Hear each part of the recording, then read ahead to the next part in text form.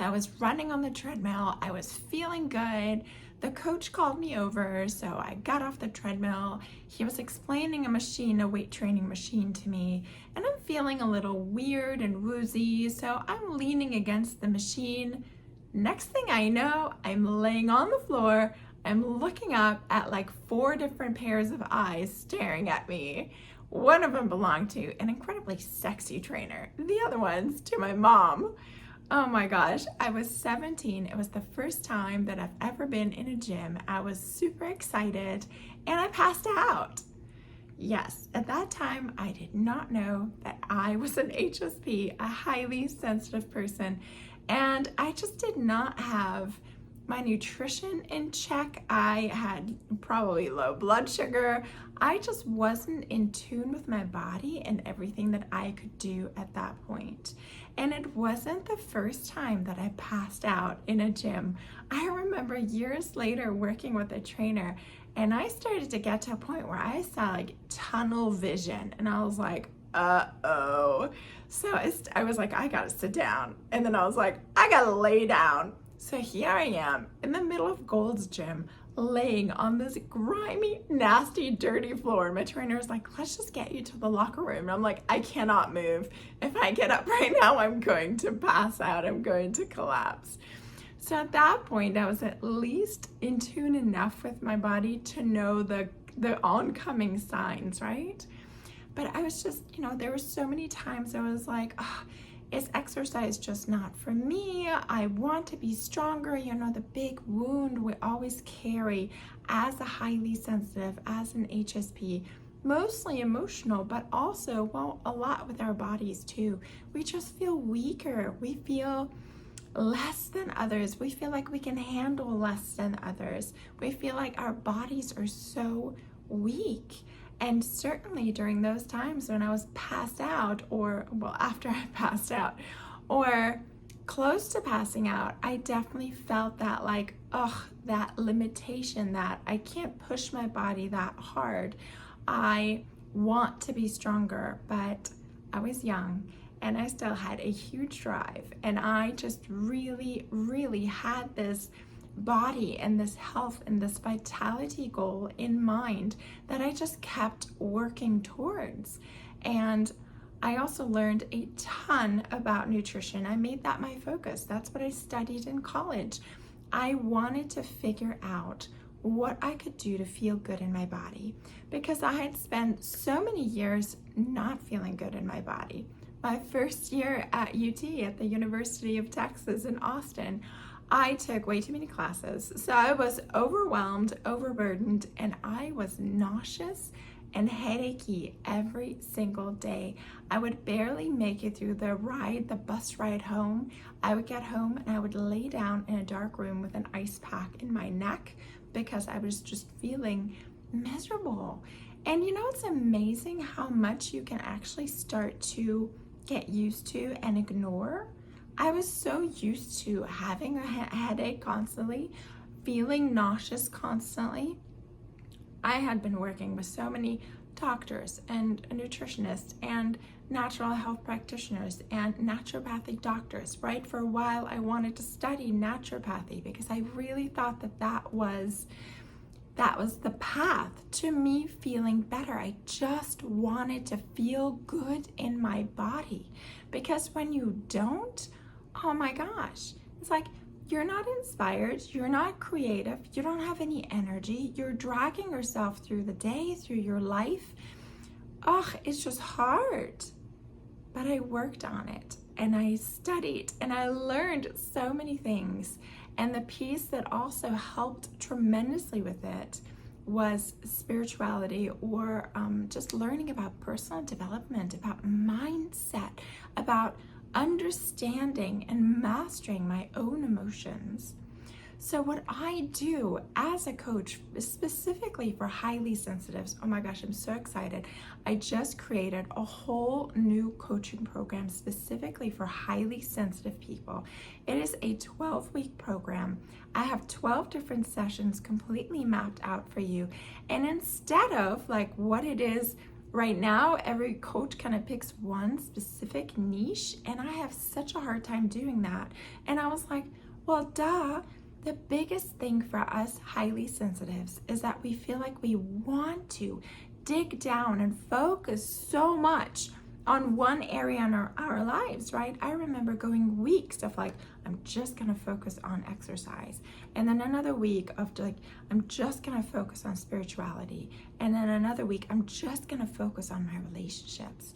And that is really what I wanna bring in for my highly sensitive coaching clients, right? I want to give you the whole layout, the whole total package for your life, for your highly sensitive life, and how to be joyous again, how to feel good in your body again, how to master your emotions, how to master your relationships, how to build a life that is so much more fulfilling than you ever thought possible, especially as a highly sensitive. And the very first session that I always do with my clients is this exercise, nutrition, feeling good in your body, checking in where you are currently. Where are you? How are you feeling in your body? What's in your way? By the way, stay till the end of the video. I have 3 questions that I'm going to ask you as like journaling prompts that are incredibly powerful, that really will get you on the way, right? This is what I work on with my coaching clients. I'm gonna let you in on the secret of what do I go through? What do I ask them? These are 3 incredibly powerful questions because they're gonna get your mind thinking in the direction of like, wow, I can actually make a powerful change in my life. So, do I have you on board yet? Exercise, nutrition is incredibly important, particularly for HSPs, because our bodies are sensitive. Oh my gosh, it used to drive, well, it still drives me crazy when I get a mosquito bite. Oh my God, it's just so bad. And now I'm like, oh duh, I'm a highly sensitive. No wonder I feel like my entire body is on fire with one stupid ant or mosquito, right? We feel when the sun is beaming too strong on us. We feel when there's we feel it in our body. When there's a car next to us having his speakers turned way up high, it is uncomfortable in our bodies to feel that. What do you think we feel all day long? And instead of continuously tuning it out, like you've probably trained yourself to do, let's tune in. Let's ask what our bodies need and how we can best support them. Because, oh my gosh, just as miserable as you are feeling now, potentially, in your own body, can you imagine what it will feel like when you wake up and you're well rested, you feel vital, you feel energetic, you feel ready for the day, you feel like your body is right there, supporting, housing your soul, ready to lead you on the adventure for the day. You can absolutely feel that way. I am so glad that I had the drive, even without the knowledge of being a highly sensitive, even without a program like this where everything was structured and laid out for me to just follow. I had the drive to figure it out. And I got to a place where I feel so good in my body until I slack, right? When I don't take the time for the habits that I've set up for myself, then all of a sudden when I wake up with a headache, or I wake up with lower back pain, or I go through the day and I'm completely drained, once I get to that point, instead of being like, oh, I'm getting old, or oh, I need to go see the doctor, something's wrong, or oh, I need to take this medication or this power drink or this caffeine or whatever. Instead of doing that, I'm like, whoa, I am not used to feeling this way anymore. I know what it feels like, what it feels like to feel good in my body, to feel vital, to feel alive, to feel energetic, to feel completely free of pain. I know what that feels like, and I know I can get back to it no matter my age. I just have to look at my habits, look at what I'm doing, listen to my body, what it needs. And then emotions, right? Oh my gosh, emotions are huge. Another big component that I bring for highly sensitives is really merging emotions with food, right? Oh my gosh,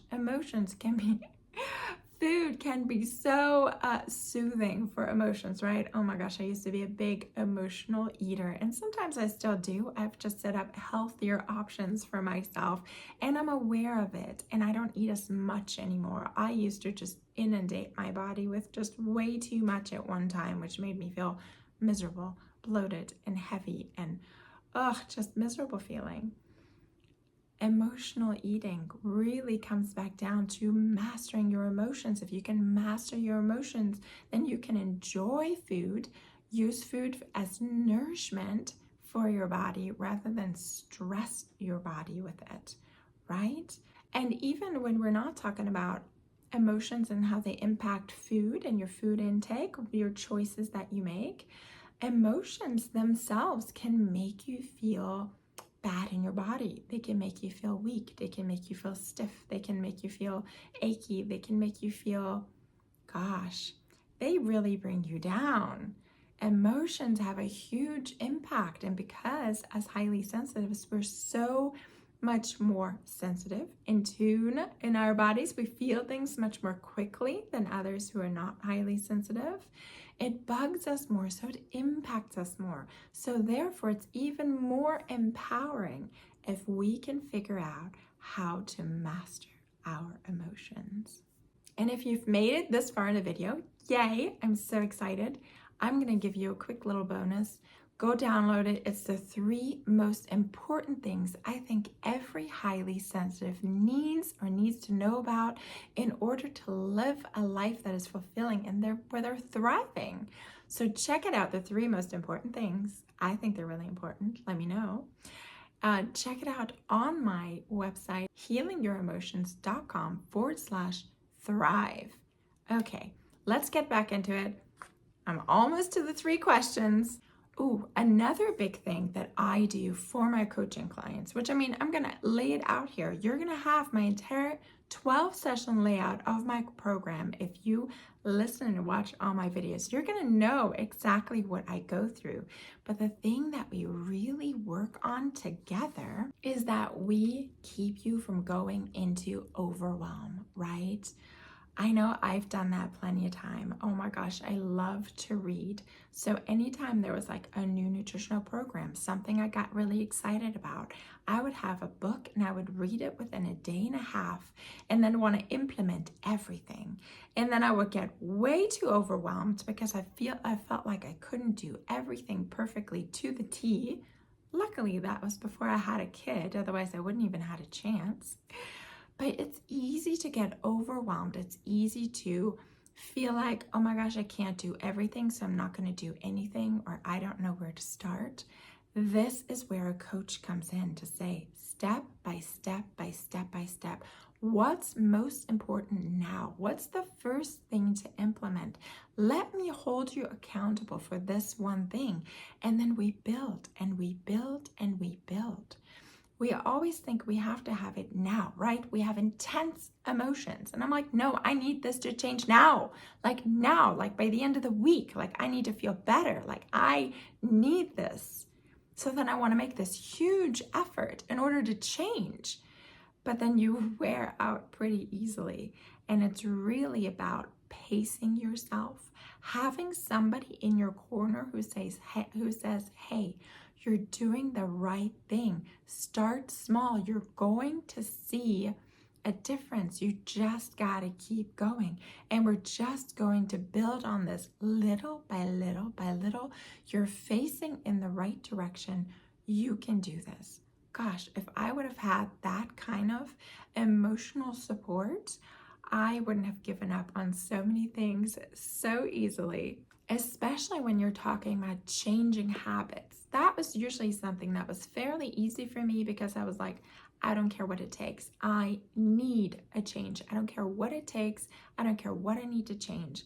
However, if you don't set it up the right way right from the beginning, meaning you really dig deep, your why. Why do I want this change? Why do I need this change? What am I going to gain once I actually have formed a more positive habit and I reach my goal? And you know how it goes. It's not just reaching the goal. It's also like then continuing with it, right? Especially if you're talking about nutrition. Also, what if I don't change this habit? What are the negative consequences? What am I going to be looking at? And oh my gosh, I'm so glad that I got into exercise, nutrition, yoga, mobility, taking care of my body earlier on in my life. It carried me through my pregnancy. It's carrying me through my little one being, gosh, not so little anymore. Almost, he's 6 years old by now, but I'm still busy as a single mom, hardly have time for exercise. It's good to know that I can get a great workout in just 20 minutes. And I know what to do with my body. And I know what to do when I'm feeling achy in my body, when I feel restricted, when I feel down, when I feel low energy. I know what to do. And it was so incredibly helpful that I was able to set up those things before having him. And also, when I see clients, I'm still working as a massage therapist as well. When I see clients in their 60s and 70s and they haven't set up positive habits, it's so much harder for them to set it up then. And they probably have never felt what it feels like to feel good in your body. And then I see 70-year-old clients who have always been active, always been stretching, always been really paying attention to their body. And they have a much different life at 70, which is incredible. And no matter where you are at the moment, with diligence, with the right habits, you can get there.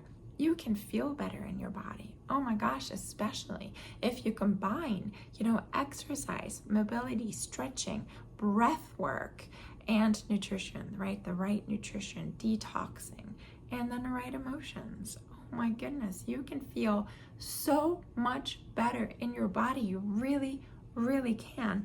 We're even talking on levels like miracles. Have you listened to Joey Dispenza? Just the other day, I was listening to his scientific research on meditation and everything that he has seen, the miracles, the changes in people's bodies and their illnesses that he has seen just from meditating, just from making the shift of perceiving yourself as someone completely new and different, and making that change in how you talk and how you think every single moment of your day. You can change, and I can help you with, you can do this on your own too. Hopefully through all my videos and everything that I'm putting out there, I'm already inspiring you to keep going, to know that you can do it, and to understand why, right? It comes back to that why. Why do I want this? Why do I want to change, right? One of my big things when I first started to change my nutrition, because I was riddled with irritable bowel syndrome, bloated, feeling heavy, feeling, just feeling so bad anytime that I ate, nauseous all the time, low energy all the time. When I first started to change my diet, oh my gosh, there's a funny video. I'm gonna link it. It's when I first started raw food. I went to a raw food place out in New Mexico, or was it Arizona? And it was terrible. It was an awful experience. I can't believe that I ever went back to raw food, but I'm not 100% raw at this time, but it was just part of shifting and changing and detoxing and giving my body the nutrients and the nutrition that I need. And then also the emotional component of when you're starting to change, making these positive changes, and how the people in your life, even the ones that really love you, push back on it. I got so much grief for like, oh, you're just gonna eat that? Really? You're gonna have salad for breakfast? It's like, why can't you just ever be easy, especially when I travel to family or friends of like, why do you always have to have your own thing? Why do you always have to make your own thing? Are you really just gonna eat veggies and fruit? You know, you can't ever go out and have fun and go out to eat. I was dating a guy for a while who was a foodie, and he was like, why don't you want to go to a food truck with me? And I'm like, a food truck? Do you know what I would feel like for like a day? So the first year when I was making all these changes in my body, in my nutrition, in my intake, I was feeling so ornery. I had a sugar addiction, which was hard to kick. And I was just like, why is it that everyone else around me can eat whatever they want to, and they can look great, and they can feel great, and they have an awesome life? And here I am, and I'm eating this, and then I feel like crap. It's like, this is not fair. And for a while, I was wallowing in this. And then finally, I came to this conclusion. I don't have a weak body.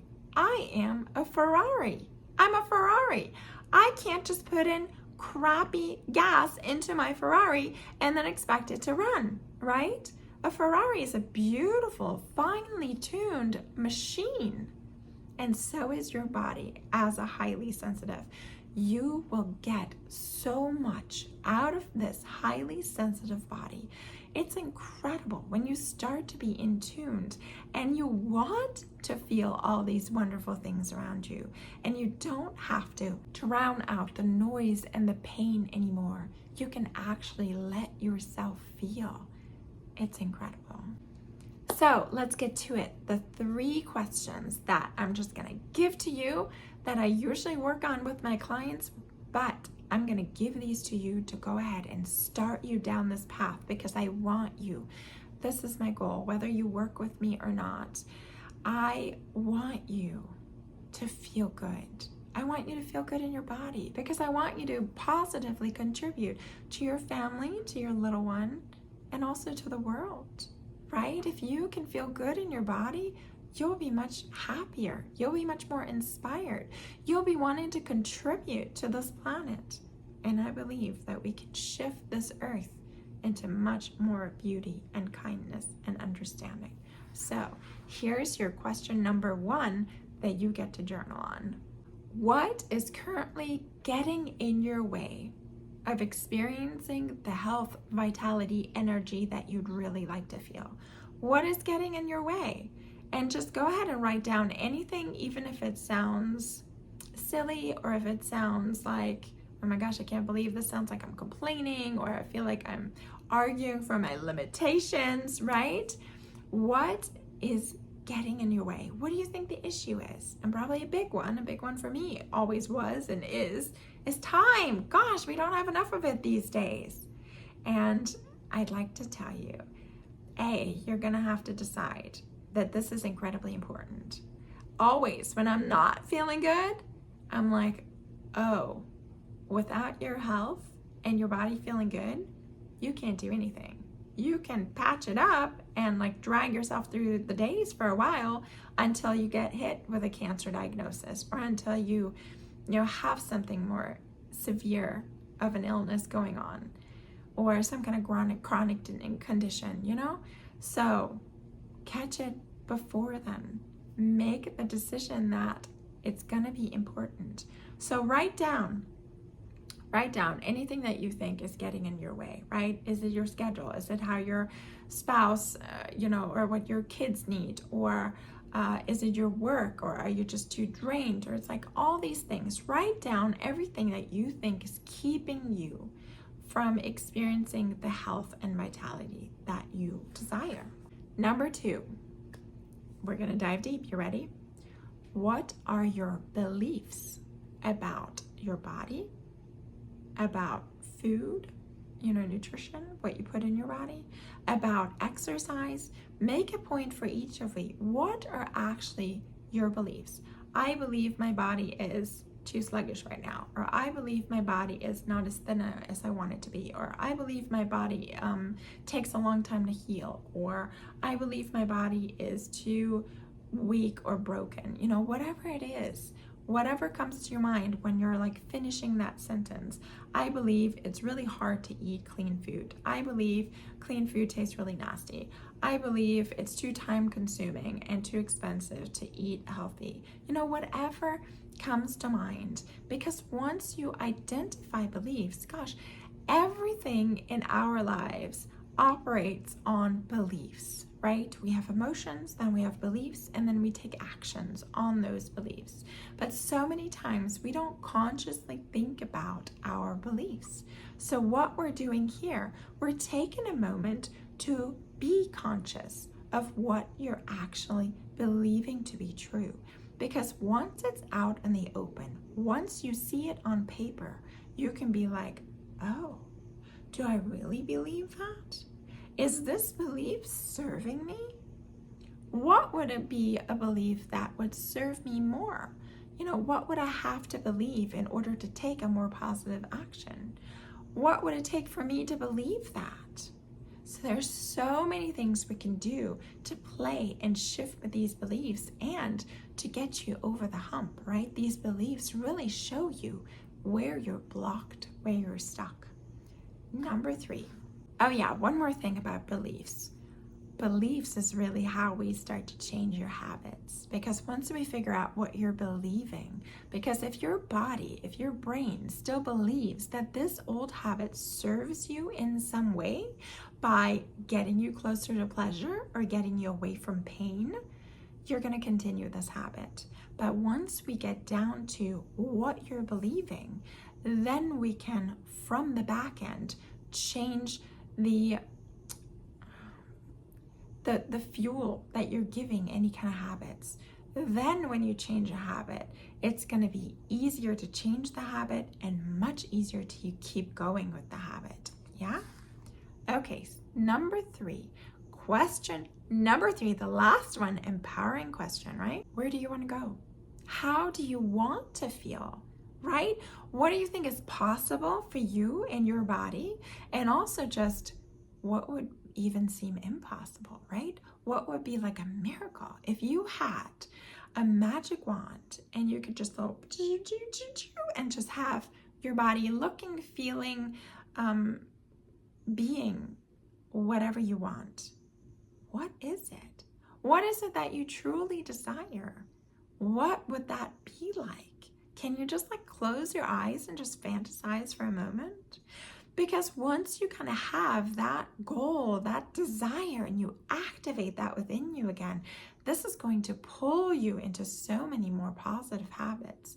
Also, you're going to take much different actions when you believe something to be possible versus believing something that isn't possible.